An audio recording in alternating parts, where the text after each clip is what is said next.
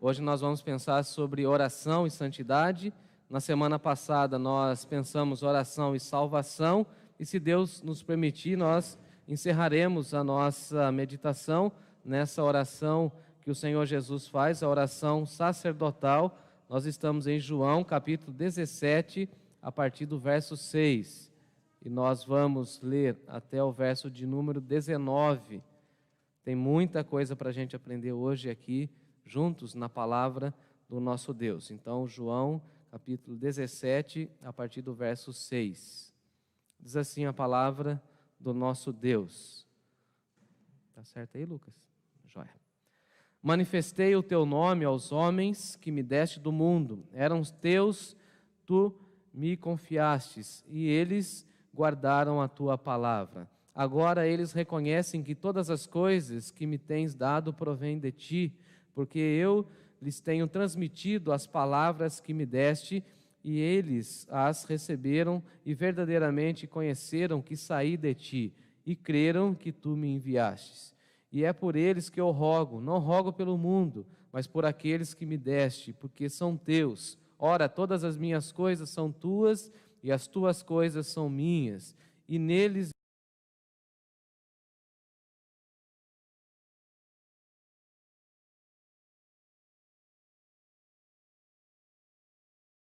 para que sejam um, assim como nós somos um. Quando eu estava com eles, guardava-os no teu nome que me deste, e assim eu os protegi, e nenhum deles se perdeu, exceto o filho da perdição, para que se cumprisse a Escritura. Mas agora vou para junto de ti, e isto falo no mundo, para que eles tenham o meu gozo, a minha alegria, e essa alegria seja uma alegria completa em si mesmos.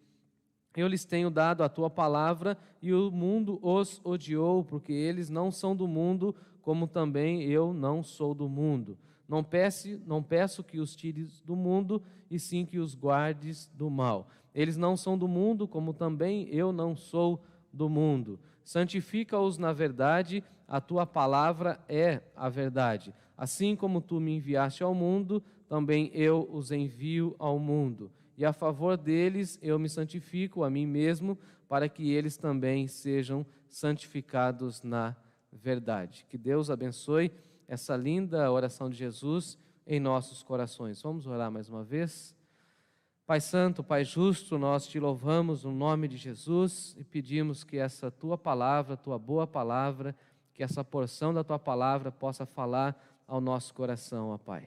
Muito obrigado pela tua igreja reunida, por ouvir a tua palavra, e assim, Pai, nós colocamos os nossos corações e mentes diante do Senhor, pedindo que o Espírito Santo do Senhor venha sondar o nosso coração e a nossa mente, e que a tua palavra possa ser guardada no nosso coração, para não pecarmos contra o Senhor. Queremos, ó Deus, ouvir a tua voz, tão somente a tua voz, e eu peço que o Senhor fale ao teu povo, fale ao meu coração, e me use, ó Deus, mais uma vez, conforme a tua vontade. É a minha oração de gratidão, e eu oro em nome de Jesus. Amém. Amém. Hoje nós vamos então estudar essa parte da oração. Como eu disse, nós já acompanhamos os 5 primeiros versos, agora vamos até o verso de número 19, se Deus assim permitir, nesse nosso tempo. E se Deus permitir, na semana que vem estaremos encerrando essa oração linda do Senhor Jesus, conhecida como oração sacerdotal, como nós falamos já na semana passada, e assim vamos adentrar dentro dessa oração, acompanhando tudo aquilo que nós temos ouvido e aprendido a respeito de Jesus, com Jesus e na companhia de Jesus, através do Espírito Santo de Deus. Às vezes nós pensamos de forma errônea que essa oração tem a ver mais com os discípulos que estavam ali juntamente com Jesus, e que essa oração aparentemente não tem nada a ver com a nossa vida. Basicamente é um erro, nós pensamos assim, porque essa oração toca na nossa vida, e muitas das coisas que Jesus estava aqui falando com o Pai, Ele estava orando por nós, e nós veremos isso um pouco nesse dia e também na próxima semana. Então, em primeiro lugar, Jesus fala a respeito da palavra. Você pode então me acompanhar em João 17, versículo 6, quando ele diz: manifestei o teu nome aos homens, aqueles que me deste do mundo. E aqui nós temos Jesus falando que os seus discípulos foram retirados do mundo. Os discípulos de Jesus, ele vai falar isso no versículo 6, eram teus, eram do Pai, e o Pai então confiou a Jesus. E aqui nós temos já uma forma de compreensão do ministério pastoral de Jesus, como Jesus foi pastoreando os seus discípulos e foi cuidando dos seus discípulos, e como é importante para nós nesse tempo de pandemia, pensar e lembrar que Jesus é o nosso bom pastor, ele cuida de nós. Jesus nos tirou das trevas e nos colocou no reino do seu Filho, no reino de Deus, e agora nós então estamos envolvidos no reino de Deus. O texto vai dizer para nós que os discípulos eram do Pai, eram teus, e tu me confiastes, e eles então têm guardado a tua palavra. Vale a pena lembrar que Jesus está citando o Salmo de número 24, versículo 1 de Davi, quando Davi fala: do Senhor é a terra e a sua plenitude, o mundo e todos aqueles que nele habitam. Então, Jesus está falando do mundo e falando que nós estamos aqui nesse mundo, e todos os seus discípulos foram do mundo, foram tirados do mundo e foram transportados do mundo para o reino de Deus. Então, João tem essa linguagem muito peculiar, que ele fala da luz e das trevas, fazendo essa comparação, e aqui nessa parte da oração nós teremos essa explicação de Jesus, fazendo esse contraponto entre o mundo e aqueles que ainda vivem ou que já vivem na graça de Deus. Então, ele está falando que é o seguinte: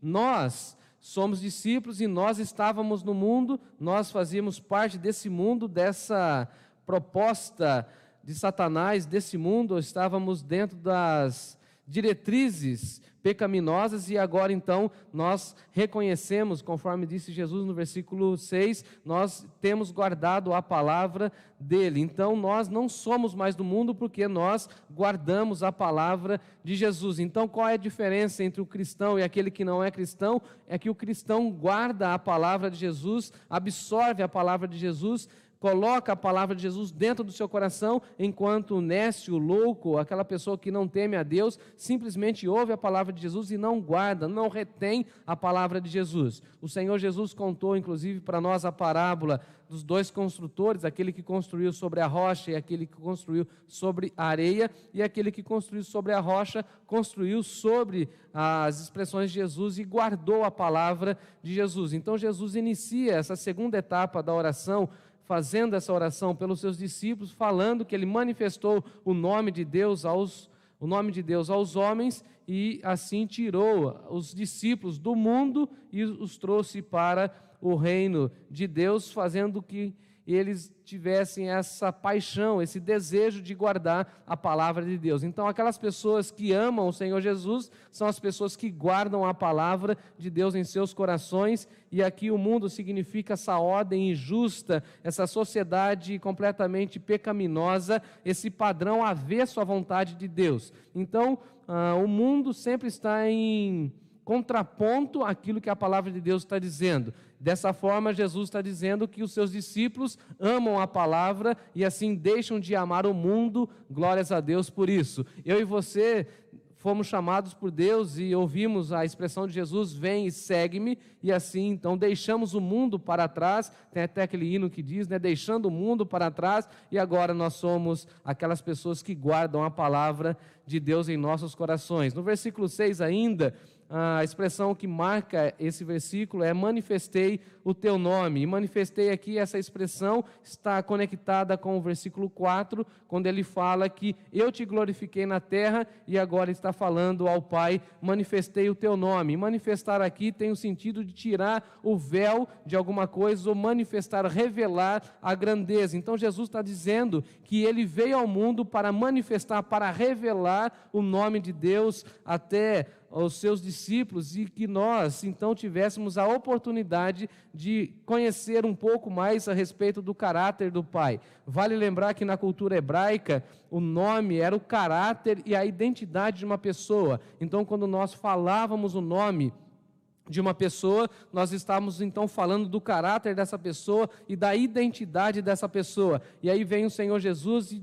fala para nós de forma muito aberta, sem nenhuma reserva, que Ele manifestou o nome de Deus para nós, ou seja, Ele revelou o caráter de Deus, Ele mostrou para nós que o caráter do nosso Pai, vamos lá comigo, o caráter do nosso Pai, o nosso Pai é generoso, o nosso Pai é gracioso, o nosso Pai é perdoador, o nosso Pai nos ama, o nosso Pai nos quer bem, o nosso Pai tem planos infinitos e maravilhosos para nós, e assim nós conhecemos o nome do Pai, conhecemos o caráter do Pai, conhecemos as intenções do Pai, e agora nós, como discípulos do Senhor Jesus, aprendemos que a revelação essencial a respeito do Pai está na palavra ou nas palavras do Senhor Jesus. Então, se alguém quer conhecer o Pai, se alguém deseja se aproximar do Pai, precisa passar por Jesus, porque somente Jesus manifesta o caráter do Pai, somente Jesus nos ensina o nome do Pai, e o nome do Pai é maravilhoso, é excelso, é sagrado, é supremo, e nós nos rendemos em gratidão, em louvor ao nome do Pai. E nós então não conhecíamos o nome do Pai, porque nós estávamos no mundo, e Jesus nos tira do mundo, nos coloca no reino, e agora nós temos a oração semelhante à de Jesus, que diz: Abba Pai, Papai querido, e agora nós nos relacionamos com Deus a partir dessa intimidade, porque nós guardamos a palavra de Deus. E a expressão guardar aqui é muito importante, que é a mesma citada no livro de Salmos, que fala que nós temos que guardar a palavra no nosso coração para não pecar contra o Senhor. Então Jesus fala, manifesta o nome de Deus para os seus discípulos, e os seus discípulos guardam a palavra de Deus. E no versículo 7 nós temos essa expressão que Jesus fala para nós na sua oração: agora eles reconhecem que todas as coisas que me tens dado provém de ti. Então aqueles que confessam o Senhor Jesus são aquelas pessoas que reconhecem que tudo que Jesus fez, falou, realizou e atuou entre nós, tudo aquilo que Jesus pôde manifestar de Deus aqui nessa terra, nós reconhecemos que tudo vem do Pai, tudo foi provisão do Pai para o ministério santo e sagrado do Senhor Jesus. Então todas as curas, todos os milagres, todas as manifestações milagrosas, todas as ações de salvação que Jesus ministrou e abençoou as pessoas, tudo aquilo que Jesus fez estava completamente de acordo com a vontade de Deus, e todo o poder veio do Senhor. E assim nós temos essa linda expressão do Senhor Jesus, que os discípulos de Jesus reconhecem que tudo provém dele, da bênção dele. E você que me ouve e me acompanha e me assiste nessa hora, nesse momento, você pode agradecer ao Senhor Jesus, porque Ele esteve e está a nos abençoando, e nós podemos reconhecer que tudo provém do Senhor. É essa frase maravilhosa que Ele coloca diante de nós. Então, por exemplo, no meu caso, eu estou aqui hoje muito feliz e grato a Deus pela minha equipe, e posso falar que a minha equipe provém do Senhor, porque o Senhor já os salvou, já os tirou do mundo e já colocou aqui ao meu lado para servir a você e a nossa igreja. Então,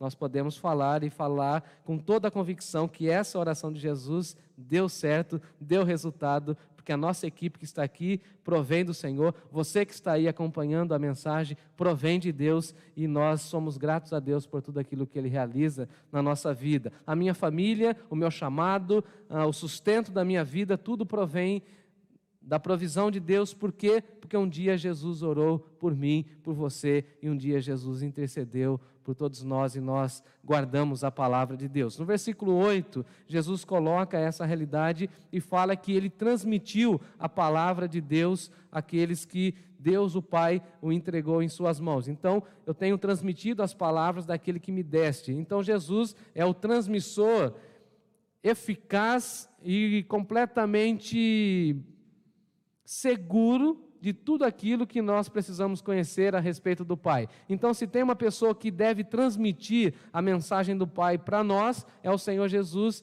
e Ele fala isso na sua oração: porque eu tenho transmitido, eu que tenho passado, eu que tenho revelado, como Ele disse no versículo 6, eu que tenho manifestado a tua vontade, e os meus discípulos, aqueles que o Senhor me deu, eles então receberam. Então, a primeira característica dos discípulos do Senhor Jesus é receber a palavra de Deus, é receber as orientações do Senhor Jesus, e não ficar questionando, colocando barreiras e querendo colocar muitas situações, perguntas, simplesmente são aquelas pessoas que reconhecem, que recebem a mensagem do Senhor Jesus, e ele fala que verdadeiramente conheceram que saíram de ti, ou seja, nós precisamos reconhecer que nós saímos do Senhor Jesus e crer que o Senhor Jesus foi enviado pelo Pai. Você pode acompanhar isso no versículo 8. Então, creram que tu me enviaste. O maior milagre da nossa vida, da nossa existência, é quando a gente reconhece que o Senhor Jesus foi enviado pelo Pai para manifestar aqui entre nós o seu amor, a sua graça e a sua bondade, e nós, em gratidão a esse ministério tão maravilhoso do Senhor Jesus, nós nos rendemos em gratidão e louvor e falamos assim: eu recebo, verdadeiramente eu te conheço. E aqui o verdadeiramente te conheço é como o irmão Ivan falou hoje pela manhã, é aquele conhecimento que não cessa, é aquele conhecimento que está lá no livro de Oséias, que nós vamos conhecendo mais e mais de Deus. Então, Jesus está falando que os seus discípulos são aquelas pessoas que verdadeiramente conhecem, ou seja, que começam a conhecer e não cessam de conhecer, têm o desejo de conhecer mais e mais a Deus, porque reconhecem que Jesus foi enviado pelo Pai. No versículo 9, nós temos a continuação dessa oração, e Jesus então vai agora falar para nós a respeito do mundo. Se no primeiro momento ele falou a respeito da palavra, agora ele vai falar a respeito do mundo. Me acompanhe no versículo 9, por favor. É por eles que eu rogo. Então Jesus está rogando, Jesus está orando por nós. E Jesus fala o seguinte: eu não rogo pelo mundo, mas eu rogo por aqueles que me deste, porque eles são teus. Então Jesus estava orando por nós, Jesus estava clamando pelos seus discípulos, e aqui nós temos essa expressão maravilhosa de Jesus, que ele está falando: eu não estou rogando, eu não estou pedindo pelo mundo. Então Jesus está orando, está intercedendo pelos seus discípulos, mais uma vez fazendo essa distinção de luz e trevas, discípulos e mundo. Então quem é discípulo de Jesus não está no mundo, não vive mais sobre a orientação desse mundo, e Jesus está orando por nós. É por eles que eu rogo, eu não rogo pelo mundo, mas eu rogo por aqueles que me deste, porque eles são teus. Então vale a pena nós lembrarmos nessa noite que nós somos de Deus. Parece que é uma expressão tão simples, mas nós precisamos lembrar que a nossa vida é de Deus. Nós somos de Deus, fomos feitos por Deus, e através da obra redentora de Jesus, fomos comprados por Jesus. Então nós somos de Deus, e por isso nós não somos do mundo. E aí Jesus está falando o seguinte: eu rogo por eles e não rogo pelo mundo. E alguém pode dizer assim: mas como que Jesus está orando pelos seus discípulos e Jesus então não tem nenhuma preocupação com o mundo? Eu sei que alguém pode perguntar assim, porque já me perguntaram uma vez, baseado no versículo 9. Jesus está orando assim: é por eles que eu rogo, pelos discípulos, mas eu não rogo pelo mundo. E aqui eu respondo: Jesus não está pedindo pelo mundo, porque no mundo ele vai deixar os seus discípulos. Então eu e você, como discípulos de Jesus, nós ficamos no mundo para cumprir o ministério de Jesus e darmos continuidade no ministério do Cristo. Então, se o mundo está em trevas, nós somos a luz de Deus que vamos ficar aqui enquanto Ele nos der vida. Então, enquanto tivermos vida, nós precisamos manifestar a luz de Jesus em combate às trevas. Então, Jesus está falando o seguinte: é por eles que eu oro para que eles sejam luz, eu oro para que eles sejam um farol e brilhem em meio às trevas. Eu oro por eles porque eles estão no mundo. E se você me acompanhar no versículo 11... eu vou pular o 10, depois eu volto no versículo 10. Ele fala o seguinte: eu já não estou no mundo. E aqui eu entendo e compreendo perfeitamente o plano de Jesus, quando Jesus, ele estava no mundo, mas ele não se via como uma pessoa do mundo. Eu achei isso sensacional. Jesus aqui está no seu último discurso, no discurso como D.A. Carson fala, que é o discurso da despedida, e Jesus está dizendo o seguinte: eu vou para a cruz, eu tenho certeza da cruz. E Jesus tinha tanta certeza do caráter do Pai, da vontade do Pai, do ministério do Pai, que o Pai o ressuscitaria ao terceiro dia, que ele está falando o seguinte: eu estou orando aqui, mas eu não sou daqui. Eu já não estou no mundo. E alguém poderia falar o seguinte: mas Jesus não estava no mundo? Ele estava no mundo, mas ele sabia que o Pai o iria ressurgir das trevas no terceiro dia. Eu já não estou no mundo, eu não estou no mundo, mas eles, os discípulos, continuam no mundo, ao passo que eu vou para junto de ti. Ou seja, Jesus sabia que a cruz estava chegando, Jesus sabia que os insultos estavam chegando, Jesus estava orando e falando ao Pai que ele já não estava no mundo. Por quê? Porque ele tinha plena convicção do caráter do Pai. O Pai prometera que o ressurgiria ao terceiro dia, e ele confia na promessa do Pai, e ele fala o seguinte: Pai, eu coloco a vida dos meus discípulos diante do Senhor, eu já não estou no mundo, eles vão continuar no mundo, e assim eu peço, Pai Santo. E olha que expressão maravilhosa de Jesus no versículo 11, quando ele diz assim: Pai Santo. O Pai é santo, porque nós conhecemos o caráter do Pai, e esse Pai Santo, nós conhecemos que Ele não tem pecado, não criou a maldade, como muitas pessoas ficam falando, que foi Deus que criou a maldade, o Satanás que foi aquele que quis a rebelião, ele que tinha um caráter maldoso. O Pai não criou o mal. Na expressão de Jesus, o Abba, o Pai é santo, e o Pai pede que venha guardar a todos nós em seu nome. E aqui eu fiquei imaginando que nós estamos no mundo e Jesus está pedindo por nós que vamos ficar no mundo. Então Jesus está falando assim para o Pai: Pai Santo, já que o Senhor é santo, já que os anjos cantam santo, santo, santo, toda a terra está cheia da sua glória, já que o Senhor é envolvido em santidade, guarda os seus discípulos, guarda eles, Pai, em teu nome. Então o nome de Deus é o escudo da vida do discípulo. Pensa nisso. Como a gente se defende nesse mundo? A gente se defende e na realidade nós somos guardados pelo nome de Deus. O nome de Deus nos protege. O nome de Deus protege a minha casa. O nome de Deus protege a minha família. O nome de Deus protege a nossa igreja.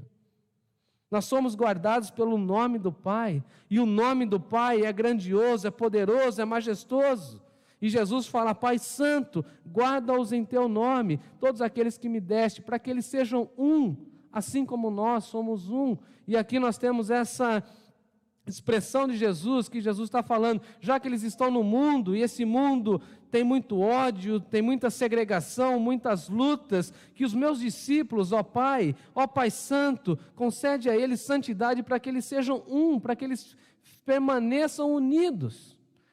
E a obra de Deus, amados irmãos, só avança com união, nós sabemos disso. E se tem uma coisa que nós precisamos investir na nossa espiritualidade nesse tempo da pandemia, é na unidade. Nós precisamos ser um, porque assim como Jesus e o Pai são um, formam uma unidade com o Espírito Santo, a Trindade trabalhando de forma harmônica, nós precisamos também revelar o caráter do Pai nessa nossa unidade. E aqui eu dou uma pausa e falo o seguinte: a desunião revela a glória humana, enquanto a unidade revela a glória do Pai. Jesus orou para que a sua igreja fosse unida, estabelecida, amorosa. Por isso e portanto, eu peço que os irmãos, em nome de Jesus, entrem em contato uns com os outros, conversem com seus irmãos, mantenham contato, mantenham a unidade da igreja. Vamos permanecer juntos e unidos, vamos passar pela pandemia, em nome de Jesus, e em breve o Senhor nos dará a oportunidade de estarmos juntos,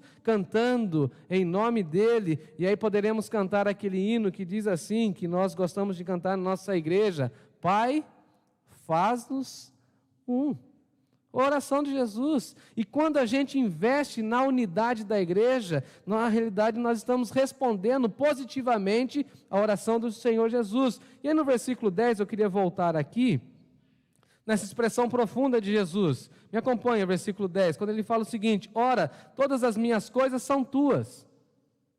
Pensa que expressão profunda de Jesus, orando ao Pai, falando assim: olha, todas as tuas coisas são minhas, e as minhas coisas são tuas, e nessas coisas, ou neles, nos discípulos, eu sou glorificado. E aqui eu escrevi: o que era do Pai, era do Filho, e o que era do Filho, era do Pai, e os discípulos eram do Pai, que foram dados a Jesus, e foram glorificados por Jesus. Então, eu fico imaginando que essa harmonia de Deus com o Filho, com o Espírito Santo, formam essa unidade, assim como nós, então, deveríamos também reconhecer que tudo vem do Pai. Sabe o que eu aprendo aqui nessa oração de Jesus? Que nós precisamos reconhecer que tudo aquilo que nós temos é de Deus. Foi Deus que nos deu. Fala um amém aí, gente. Bonito. Tudo é de Deus. Esse celular que está fazendo a transmissão é de Deus, tudo é de Deus. Nós não temos nada em nós que seja nosso, tudo foi emprestado. Agora, eu gostei do Carson, quando ele fala o seguinte: qualquer mortal pode orar assim, tudo que é meu é teu. Qualquer ser humano pode falar assim, tudo que é meu, tudo que eu tenho é teu, porque o Senhor me deu. Mas somente Jesus pode falar o seguinte: tudo que é teu é meu. Para pensar nisso. Qualquer mortal pode falar, tudo que é meu, eu ganhei do Senhor. Agora, só Jesus pode olhar para o céu e falar o seguinte: tudo que é teu é meu, porque ele veio do Pai. Então, o que Jesus está dizendo para nós é o seguinte: que o reino do Pai é dele. E por isso a Bíblia fala para nós que nós somos co-herdeiros com Cristo, ou seja, nós iremos reinar com Jesus, e tudo aquilo que Jesus conquistou, tudo aquilo que Jesus tem como promessa do reino de Deus será nosso também, por herança. Pensa, até pouco tempo atrás eu estava nas trevas, no lamaçal do pecado, agora eu estou no reino. Eu reconheço que Jesus orou por mim, reconheço que Jesus vai me conceder tantas e tantas coisas. Só Jesus poderia orar assim, só o Filho, só o herdeiro é quem poderia falar essas coisas. E aí Jesus fala que simplesmente ele estava com seus discípulos, versículo 12, quando eu estava com eles, eu guardei todos eles em teu nome, eu os protegi, eu os guardei. Eu fico imaginando que maravilha nós recebemos o cuidado e a proteção de Deus. Eu estou sem relógio, sem meu celular, estou perdido. Que hora que são? Quanto tempo? 15 para as 8, tá bom, nós estamos ao vivo, tá bom, gente bonita?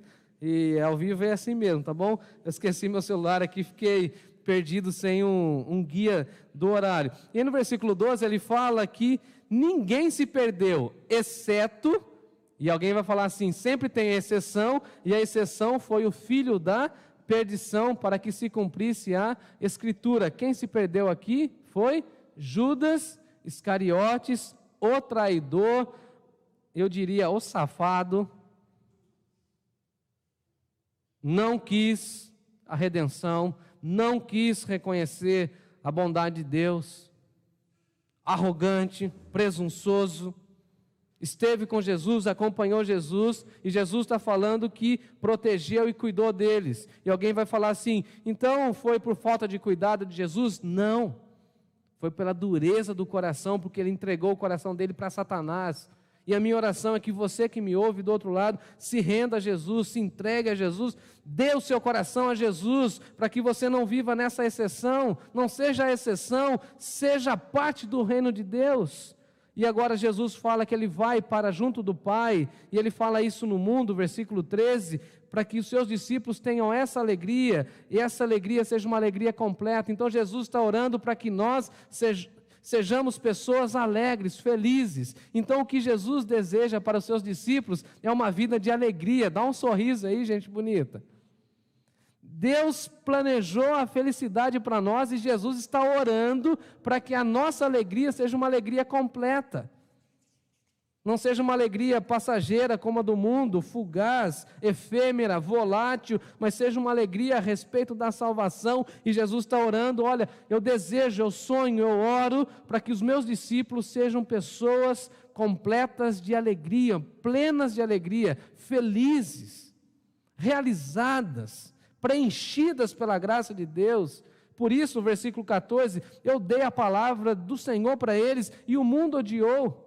E assim nós podemos aprender e reconhecer que quando nós aceitamos a palavra do Evangelho, o mundo nos odeia, ou o mundo passa a nos odiar, não é assim? É só a gente falar que é de Deus, o mundo nos odeia, o mundo começa a nos pressionar, mas aí vem Jesus e fala o seguinte, eu tenho dado a eles a tua palavra, e nós reconhecemos as palavras de Jesus, quando ele falou assim, passarão os céus e a terra, mas a minha palavra não passará, e todos nós que recebemos e cremos no Evangelho, cremos nas palavras de Jesus, recebemos essa oposição do mundo. Os discípulos de Jesus devem estar cientes de que receberão palavras de ódio, palavras de insulto, e nós precisamos estar preparados para tudo isso. Me acompanhe agora no raciocínio, todo mundo. Quando nós falamos as palavras de Jesus, o mundo passa a nos odiar. Quando nós defendemos o casamento de homem e mulher, como Jesus falou, o mundo passa a nos odiar.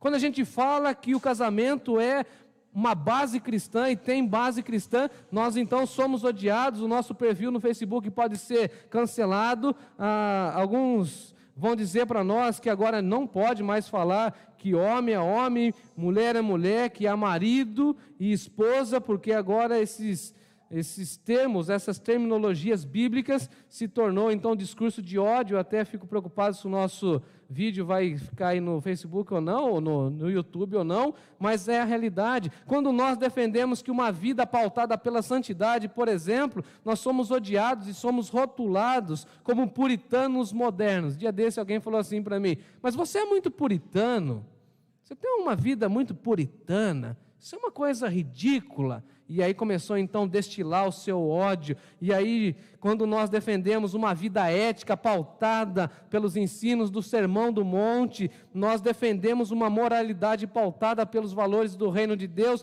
nós somos odiados e somos chamados de moralistas, retrógrados, além de outros adjetivos ofensivos, porque nós recebemos e guardamos a palavra de Deus, porque Jesus está falando, quando nós recebemos a palavra de Deus, o mundo irá nos odiar. E é triste, mas é verdade. E a oração de Jesus no versículo 15 é o seguinte: eu não peço que os tire do mundo. E tem muito cristão que quer sair do mundo, quer se retirar do mundo.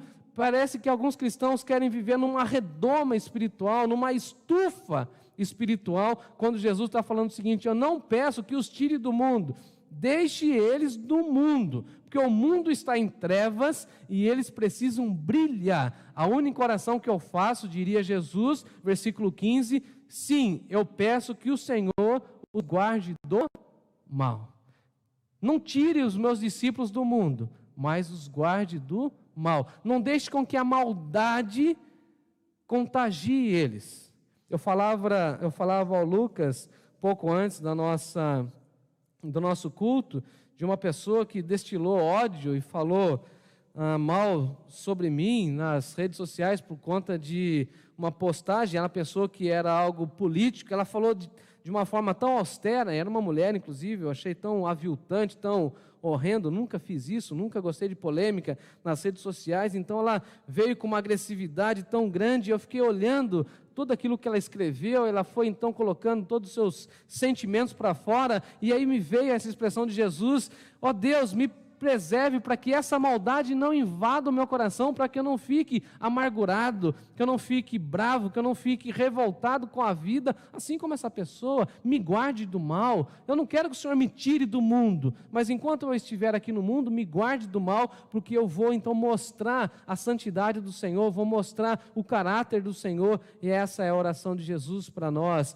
Pai, eu não peço que os tire do mundo, mas que os guarde do mal. E essa foi também a oração do Senhor Jesus, quando Ele ensinou a oração modelo: Pai nosso que estais nos céus, e aí, não nos deixe cair em tentação, mas livra-nos do mal. Não permita com que a maldade invada o nosso coração e sejamos então também pessoas que passam a destilar ódio em meio à sociedade que já está completamente perdida. Versículo 16, eles não são do mundo, como também não sou do mundo. E aí chegamos no versículo 17, maravilhoso: santifica-os na verdade, a tua palavra é a verdade. Agora Jesus toca no cerne da nossa mensagem, quando Ele fala da santidade. Então Jesus está pedindo que Deus não tire os seus discípulos do mundo, mas enquanto aqui estiverem, que eles então possam viver uma vida em santidade. Santifica-os na verdade. Jesus orou pela nossa santificação. Você tem noção disso?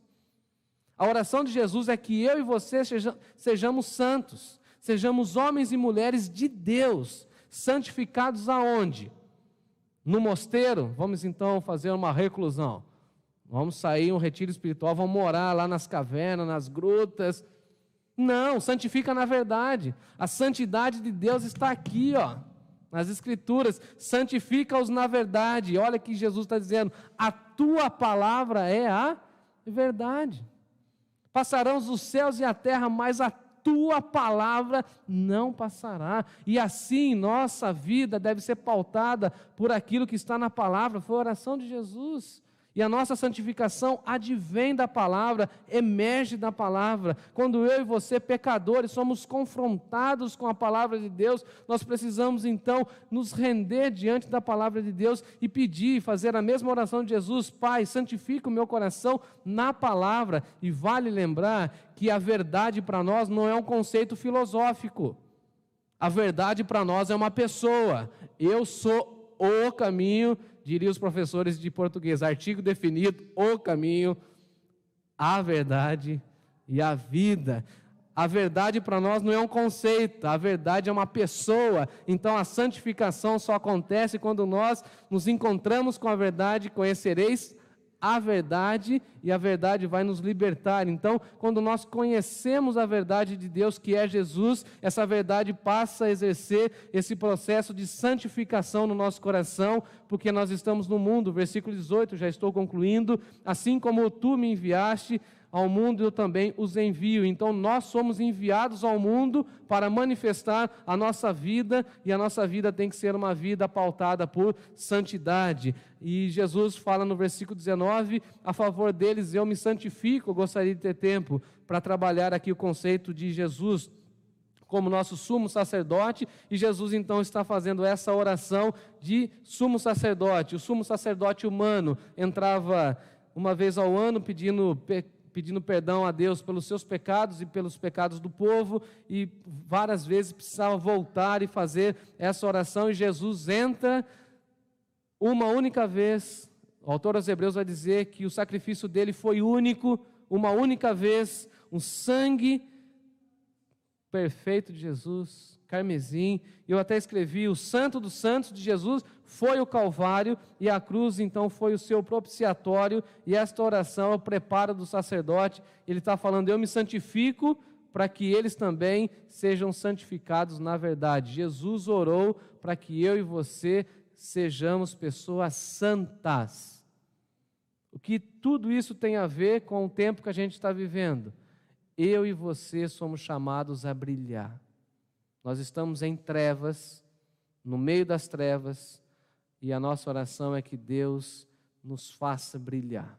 E quando as pessoas olharem para nós e acompanhar o nosso brilho, que possamos falar que a santidade de Deus é a glória de Deus inundando a nossa vida. Santifica-os na verdade, a tua palavra é a verdade. Eu oro e peço a Deus que a minha vida e a sua vida seja uma vida de santidade em santidade, para mostrarmos ao mundo o amor do Pai e assim responder positivamente à oração de Jesus. Que Deus o Pai complete com o Espírito Santo essa palavra em nossos corações. Amém?